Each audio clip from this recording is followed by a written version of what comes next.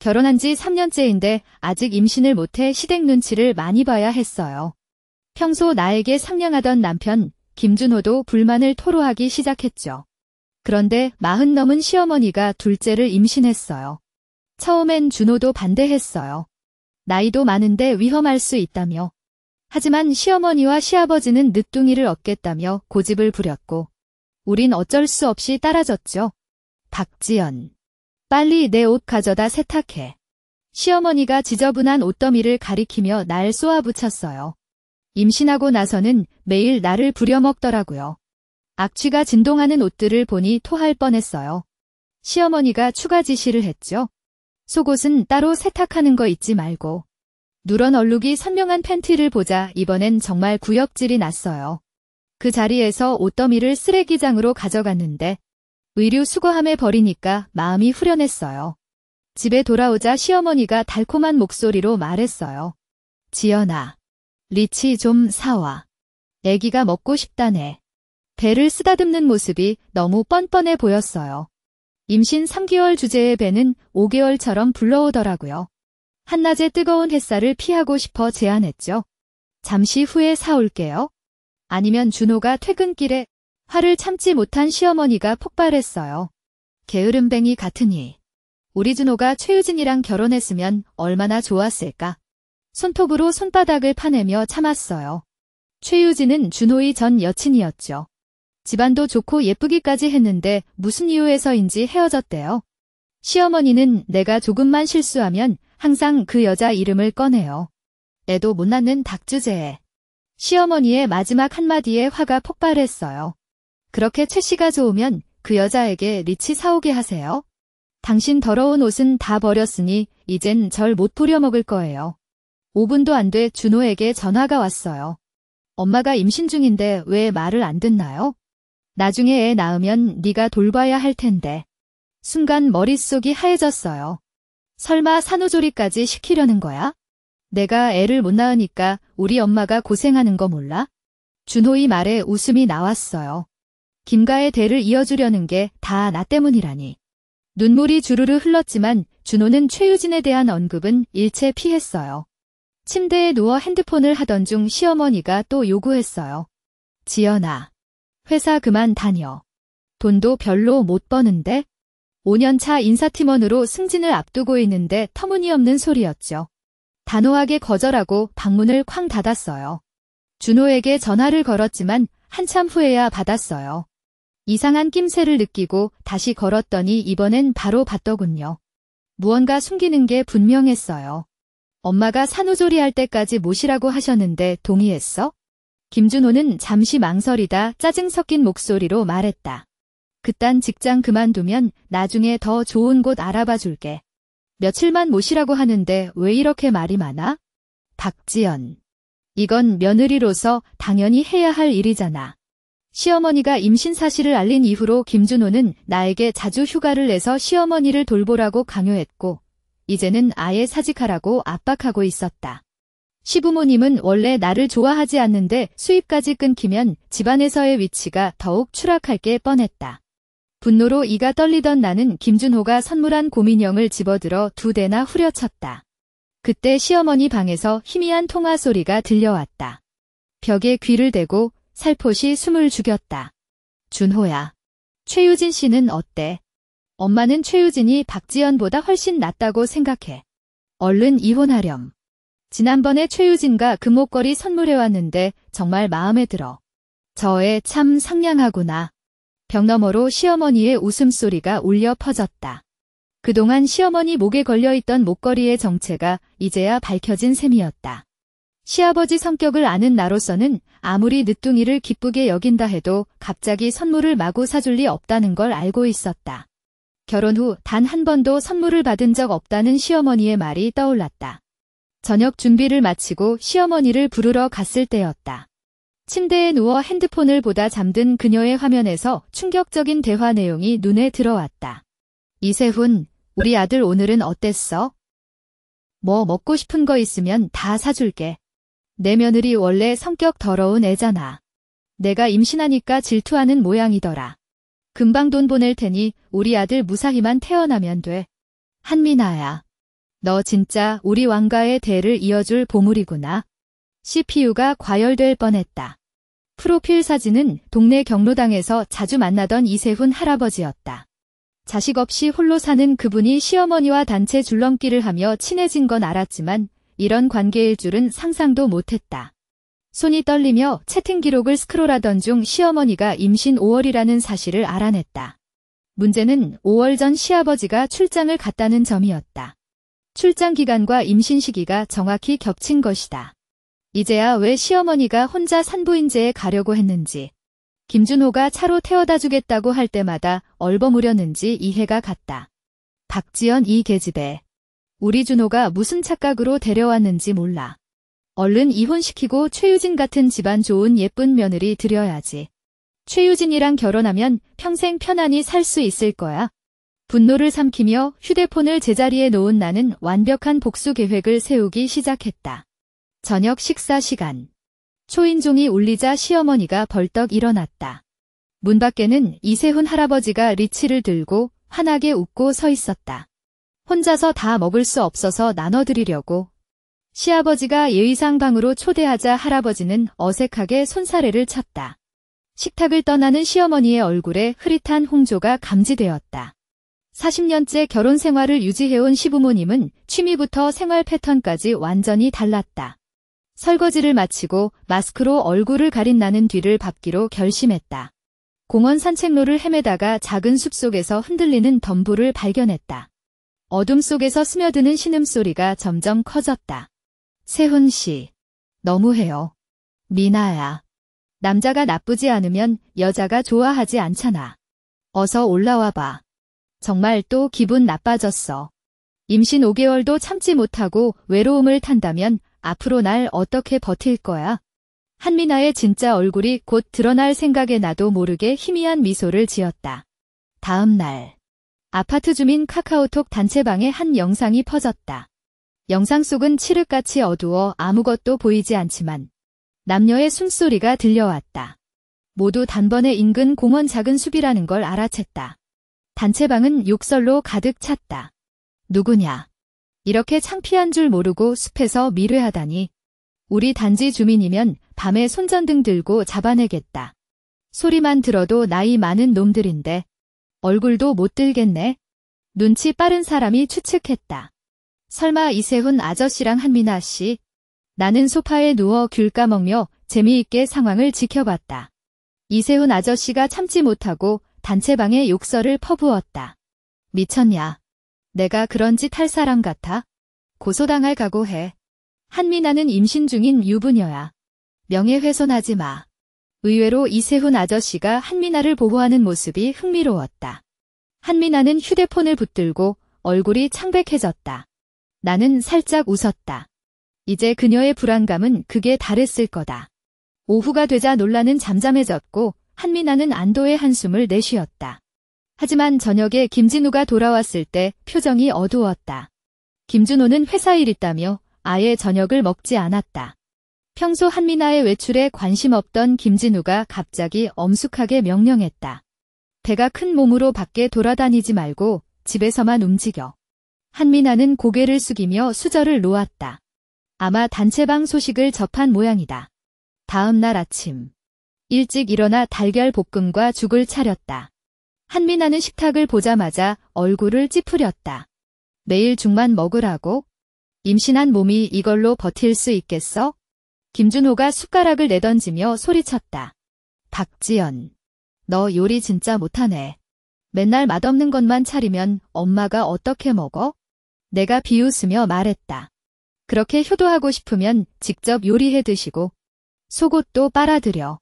월급이나 제대로 줘야 할 텐데. 김준호는 할 말을 삼키고 출근길에 올랐다. 나는 TV를 보며 소파에 누웠고 한미나는 결국 배고픔을 이기지 못해 죽 네 그릇을 비웠다.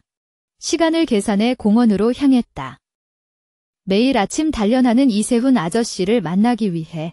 아저씨, 우리 집 샤워실 수도꼭지가 고장났어요. 좀 봐주시겠어요? 그는 기쁜 듯 고개를 끄덕였다. 그래. 바로 가서 확인하지. 사실 내가 고의로 망가뜨린 수도꼭지였다. 열면 물이 쏟아져 옷이 다 젖을 테니 결국 옷을 벗게 될 거다. 나는 슬쩍 핑계를 댔다. 약속 시간이 다 됐네요. 엄마는 집에 있으니 아저씨는 초인종 누르세요. 이세훈 아저씨는 흥얼거리며 우리 단지로 향했다. 나는 슈퍼에서 시간을 보낸 뒤 김진우와 김준호에게 전화를 걸었다. 엄마가 쓰러졌어요. 김진우가 먼저 도착했고 김준호도 뒤따랐다. 거실엔 흩어진 옷들이 널브러져 있었고 침실에선 벌거벗은 이세훈 아저씨와 한미나가 뒤엉켜 있었다. 둘의 뚱뚱한 몸집에 나는 눈을 찌를 뻔했다. 김진우가 들어서자 이세훈 아저씨는 도망치려 했고 한미나는 옷을 걸치고 바닥에 주저앉아 울음 터졌다. 김준호의 얼굴에서 핏기가 사라졌다. 김준호도 어리석지 않았다. 이세훈에게 뺨을 2대 때렸다. 김준호는 멍하니 서 있었다. 방 안의 상황을 그도 목격했다. 이세훈과 한미나가 침대 위에서 함께 있는 충격적인 장면이었다. 이세훈이 도망치려 하자 김준호가 막았다. 박지연이 사태가 커질까 봐 재빨리 이세훈을 보내줬다. 김준호는 분노를 삼키며 목소리가 갈라졌다. 얼마나 오래 일했냐? 한미나는 대답도 못하고 옷자락만 잡고 울상이 됐다. 말해. 나 몰래 이세훈이랑 바람 피우면서 아이 생각은 했냐? 김준호가 갑자기 벌떡 일어나 충혈된 눈으로 이를 갈자 박지연과 김준호는 깜짝 놀랐다. 내가 밖에서 땀 흘려 일하는데 내가 배신을 때리다니. 방 안이 쥐 죽은 듯 조용해졌다. 한미나가 김준호의 팔을 잡으려다가 주눅든 목소리로 정말 잘못했어. 화내지 마라고 애원했다. 김준호는 참을 수 없어 한미나의 얼굴을 후려쳤다.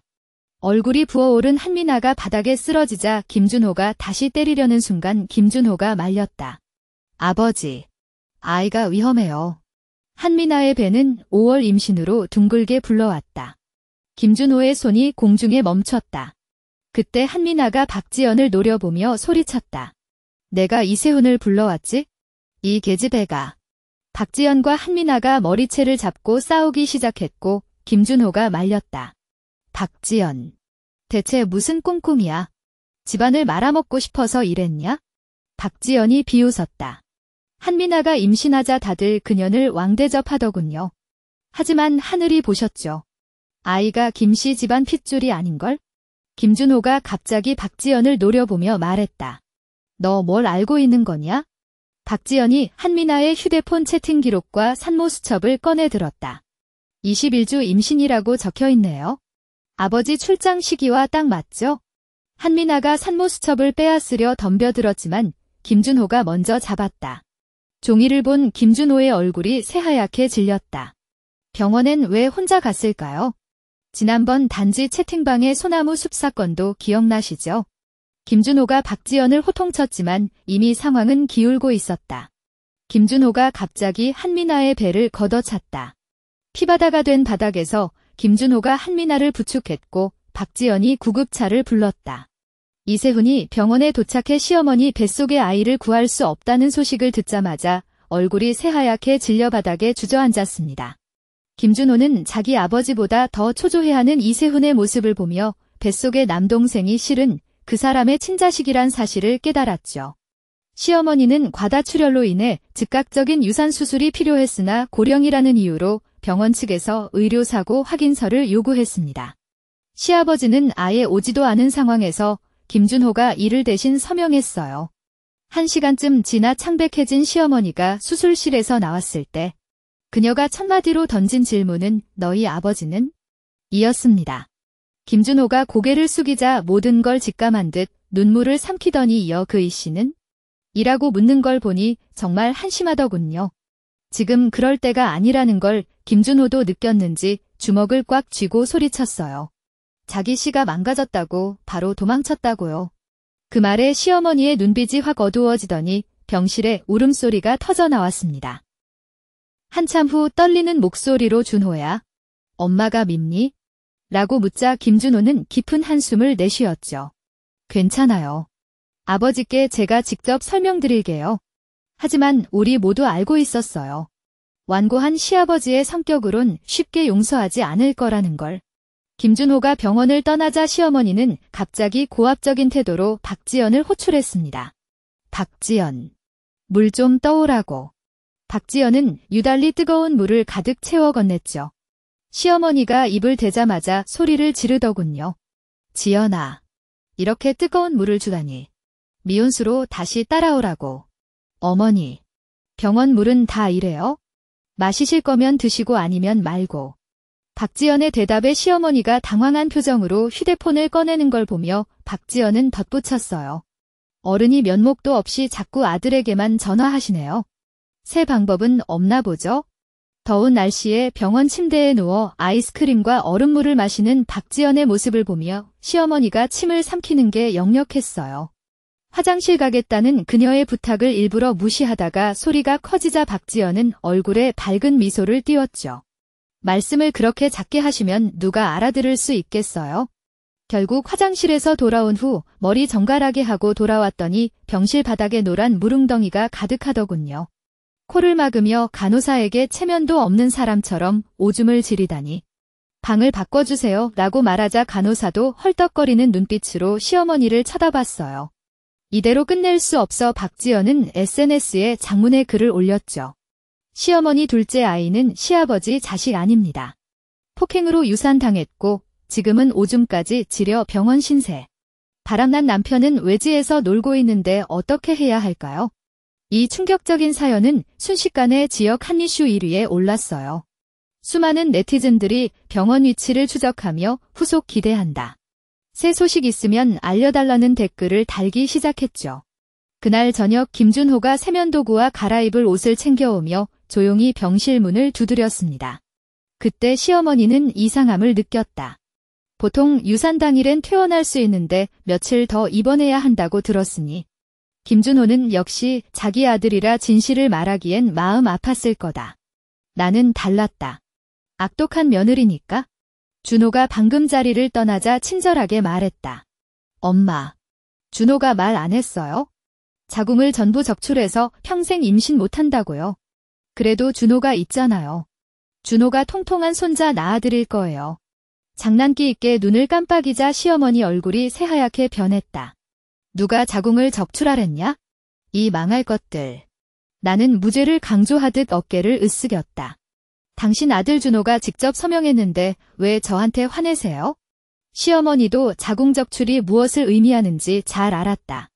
시아버지는 이미 그녀의 죄를 알았고 이세훈이 자궁 없는 그녀를 여전히 미나야 사랑스러운 내 거라 부를지 궁금했다. 재활치료 이틀 후 퇴원한 시어머니를 부축해 집에 들어섰다. 문턱을 넘자마자 그녀는 침실로 들어가 전화를 걸었다. 세훈 씨. 진심으로 날 사랑한다고 했잖아요. 아이도 자궁도 없는 저를 아직도 사랑하시나요? 울음 섞인 목소리가 이어졌다. 이렇게 무정하게 대하실 줄은 다 거짓말이었어요. 상대방이 고함을 지르며 전화를 끊자 시어머니의 흐느낌 소리가 온 집안을 뒤덮었다. 귀를 극적이며 짜증을 참았다. 김준호의 귀가 시간이 갈수록 늦어졌지만 내심 기뻤다. 이혼을 바란 지 오래였으니까. 그 전에 이 집안을 완전히 뒤집어 놓을 작정이었다. 시아버지는 아내의 불륜 사실을 안 후로 찬물을 끼얹듯 냉담하게 변했고 침실도 따로 썼다. 사실 시어머니만의 잘못은 아니었다. 구두쇠 시아버지는 평소 돈 한 푼 주지 않았고 장기 출장까지 다녔다. 작은 이익에 눈이 어두운 시어머니가 이세훈의 손짓에 넘어간 건 당연한 수순이었다. 둘 다 자업자득이었다. 이세훈에게 버림받은 시어머니는 밥맛까지 잃은 채 연애병 말기 환자처럼 됐다. 그 모습을 보며 나는 밥을 2그릇이나 추가로 비웠다. 어느 날 일부러 그녀 곁에 앉아 말을 건넸다. 엄마. 세훈 씨가 방금 찾아오셨는데 자리 비우시더니 그냥 가셨어요. 의심 어린 눈초리로 나를 훑던 그녀가 베란다에서 고개를 내밀자 마침 하늘에서 도우라도 된 듯 이세훈이 실제로 아래 서 있었다. 발걸음이 허둥지둥해졌다. 창가에 머리를 내밀고 구경거리를 기다렸다. 시어머니가 이세훈의 팔을 잡았다. 세훈 씨, 기다려주세요. 남자는 팔을 뿌리쳤다. 미쳤습니까? 왕보천이 된 듯 매달리는 그녀에게 이세훈은 뺨을 2대나 때렸다. 주민들이 구름처럼 모여드는 사이 나는 박수를 치며 사진을 남겼다. 다음 날 시아버지와 단둘이 있을 때 일부러 입을 실수했다. 엄마가 아직도 세훈 씨와 연락하는데 말실수처럼 사진까지 전달하자 시아버지의 목덜미가 붉어졌다. 시어머니가 돌아오자 폭풍이 일었다. 그 늙은이가 내 아내를 건드렸어. 주방에서 식칼을 움켜든 시아버지가 뛰쳐나갔다. 뒤쫓아가는 발소리를 들으며 베란다로 나갔다.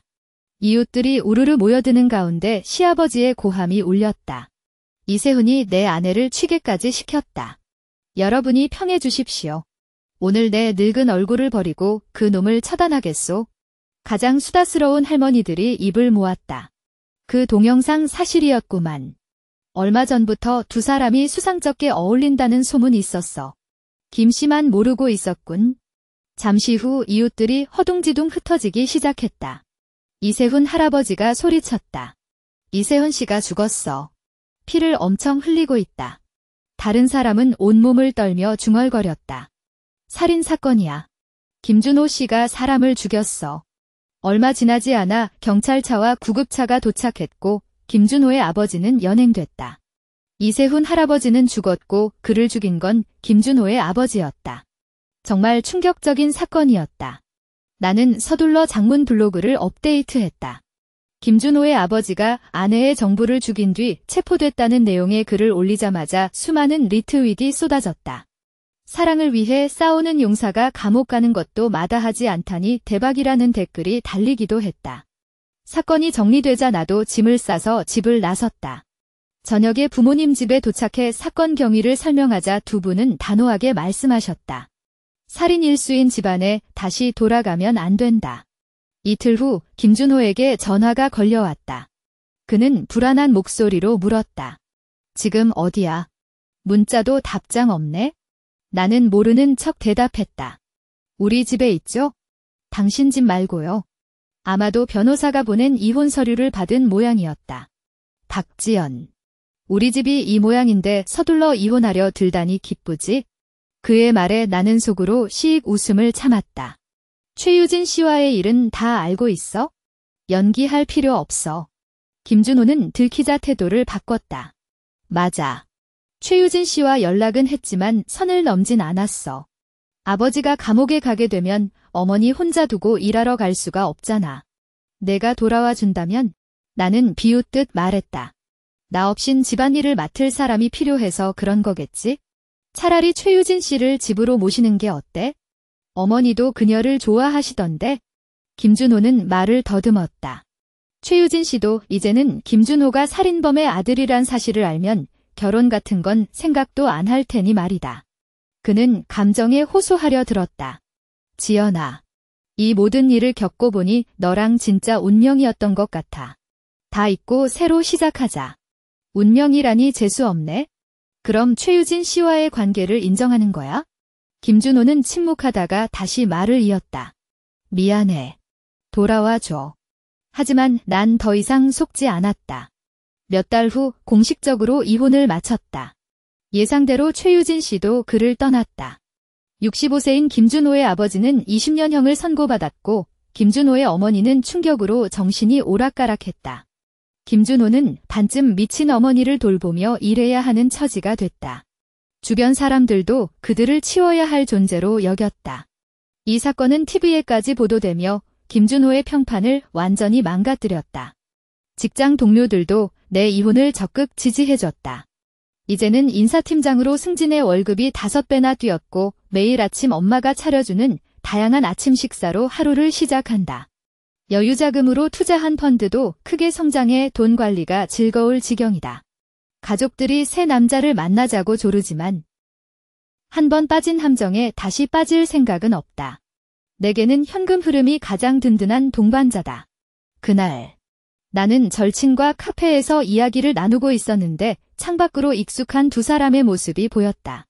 자세히 보니 준호와 시어머니였다. 준호는 더 이상 예전의 풍채는 온데간데 없이 허술한 차림의 옷은 구겨져 있었고 시어머니는 정신이 혼미해 보였다. 나는 두 사람을 가리키며 절친에게 말했다. 내 전남편이랑 전 시어머니야. 절친이 호기심에 불타며 말했다. 내가 가서 정보 좀 캐보자. 그러더니 카페를 나가 그들에게 다가갔다. 준호는 비참한 모습이었고 시어머니는 계속 그를 때리다가 이내 입으로 물기까지 했다. 준호의 얼굴은 고통으로 일그러져 있었다. 몇 분 후 절친이 돌아와 사연을 전해줬다. 시아버지가 형을 선고받은 후 집을 처분해야 했고 지금은 교회의 작은 방에서 살고 있다 했다. 동료에게 들은 적 있는 그곳은 환경이 열악하고 사람들이 복잡하지만 월세가 싸다는 곳이었다. 시어머니는 완전히 정신이 이상해져 옷에 아이 수준의 지능만 남았고 주변인을 때리는 버릇 때문에 요양원에서조차 거부당했다고 한다. 준호는 미친 시어머니를 돌봐야 해 제대로 된 직장을 구하지 못해 폐지수거로 생계를 이어간다는 것이다. 이곳 고급 주상복합에 버려지는 병이 많아 매주 찾아온다고 했다. 유진은 준호의 처지를 알고는 곧바로 부자 노인을 잡았다는 후문이었다. 절친이 중얼거렸다. 준호가 방금까지 후회하던데. 원래 좋은 아내가 있었는데 잃어버렸다고 하더라. 나는 눈을 흘리며 대답했다. 고맙게 됐네. 그날 밤 나는 블로그에 긴 글을 올렸다. 시아버지 복역. 시어머니 정신착란. 쓰레기 남편과 이혼 후 그놈은 폐지 줍기로 생계유지 중. 내 연인은 바로 부자 노인에게 접선. 곧 댓글이 달렸다. 드라마도 이런 반전 못 넣겠다. 역시 악인들은 다 응징받는구나. 언니 힘내세요. 나는 미소를 지으며 침대에 몸을 눕혔다. 쓰레기 같은 그 가족과의 인연이 끝난 지금. 내 인생은 더욱 빛날 거라 확신했다.